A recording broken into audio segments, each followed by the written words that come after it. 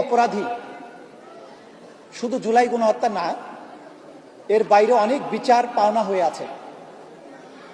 সেই বিচারের একটা গল্প বলি।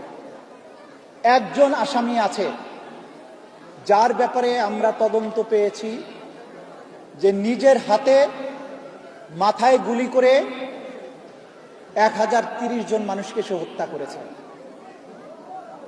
যাদেরকে আয়না ঘরে বন্দি করে রাখা হয়েছিল। তার একটা নেশা ছিল,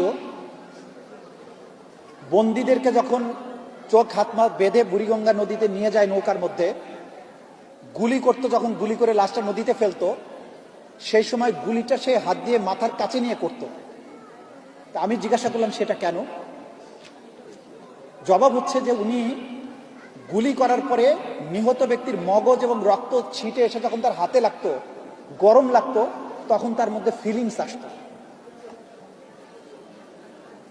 এই অপরাধীরা কয়েক হাজার মানুষ যারা গুম হয়ে গেছেন, যারা কোনোদিন আর ফিরে আসবেন না, যাদের পরিবার 15 বছর যাবৎ রাজপথে আন্দোলন করেছেন, র্যাব অফিসে ধর্ণা দিয়েছেন, পুলিশের কাছে ধর্ণা দিয়েছেন, নানান গোয়েন্দা সংস্থার কাছে ধর্ণা দিয়েছেন, প্রধানমন্ত্রীর কাছে ধর্ণা দিয়েছেন, যাদের সন্তানদের আজও ফিরে আসেনি, ইলিয়াস আলী আজও ফিরে আসেনি, মুকাদ্দাস ওয়ালিউল্লাহরা ফিরে আসেনি। এই যে কয়েক হাজার মানুষ, তাদের বিচারটাও কিন্তু আমাদের এই ট্রাইব্যুনালের উপরেই অর্পিত। এই বিচারের কোনো সাক্ষী নাই দৃশ্যত, কারণ এটা একটা বাহিনী করেছে, তাদের গোপন আয়নাঘরে বন্দি রেখেছে, গোপন জায়গায় মেরে লাশ ডিসপোজাল করেছে, কোনো চাক্ষুষ সাক্ষী নাই। এরকম অপরাধের বিচারও কিন্তু আমরা করছি।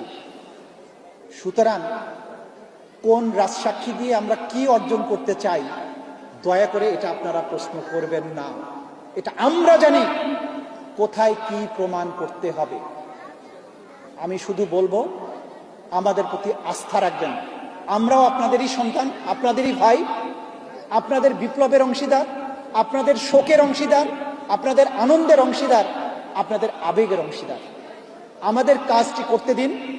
যেদিন বিচার শেষ হবে সেদিন আশা করি কোনো শহীদ পরিবারের কোনো ক্ষোভ, আক্ষেপ অন্তত আন্তর্জাতিক অপরাধ ট্রাইব্যুনালের উপরে থাকবে না। আমরা সেই দিনের স্বপ্ন দেখছি যেদিন বাংলাদেশে এইরকম সিরিয়াল কিলার, সাইকোপ্যাথরা আর কখনো ক্ষমতার ধারে কাছে আসতে পারবে না।